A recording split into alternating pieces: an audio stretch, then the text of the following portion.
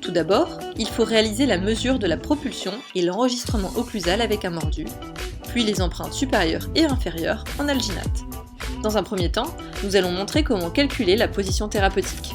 Il faudra caler les incisives du bas dans la gauge, puis les incisives du haut dans la fourchette. Utilisez cette rampe s'il y a un contact prématuré au niveau des molaires, ce qui permet de créer une épaisseur nécessaire pour que le patient avance naturellement.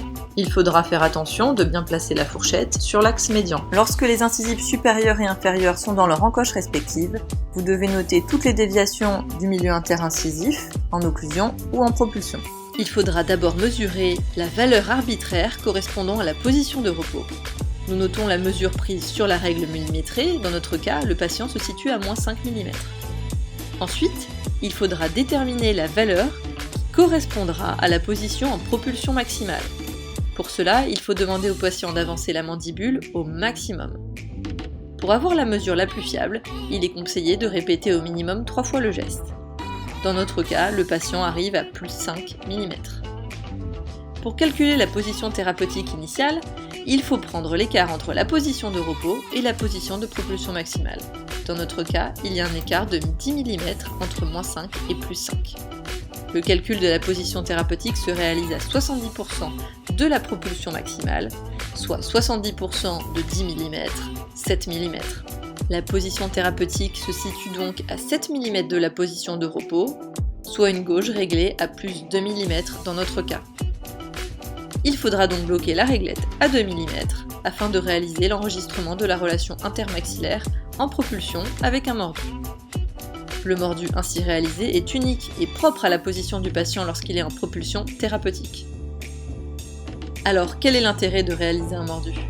Le mordu est la seule garantie pour vous de produire une OAM sur mesure qui respectera la position naturelle du patient en propulsion thérapeutique. Il permet d'enregistrer les éventuelles déviations transversales en propulsion et prend en compte les espaces d'inocclusion, les déviations verticales ainsi que l'épaisseur de l'OAM.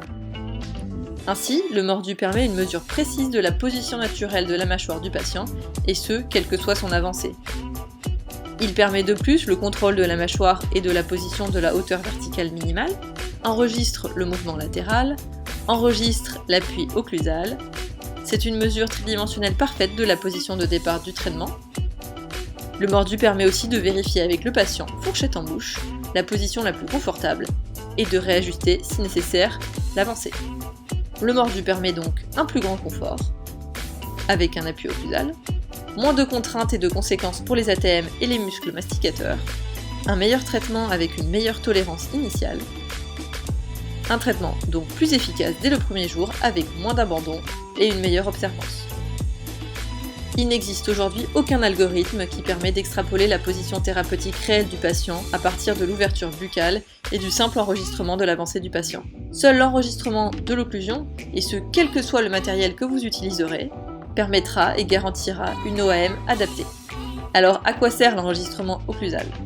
Il permet donc de mesurer l'avancée efficace de l'OAM, mais pas uniquement. Il permet d'enregistrer la position de l'occlusion naturelle dans ses 3 dimensions avec les rapports occlusaux, les déviations, les variations verticales et horizontales et les espaces libres d'inocclusion.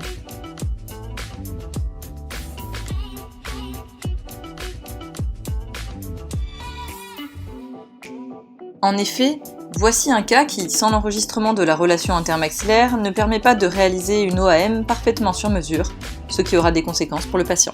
Après avoir réalisé le mordu, nous conseillons de remettre la fourchette en bouche et de questionner le patient sur son confort. Il faudra ensuite réaliser les empreintes supérieures et inférieures en alginate. Petite astuce, ajuster la taille du porte-empreinte nécessaire à l'aide de la fourchette et du mordu réalisé. La fabrication de l'orthèse somnodent est aussi compatible avec le scanner intraoral et répond donc aux enjeux actuels du numérique. Une fois le mordu et les empreintes en alginate réalisées, il suffit de tout envoyer correctement emballé au laboratoire avec le dossier du patient. Bon de commande, plus copie de la demande d'entente préalable.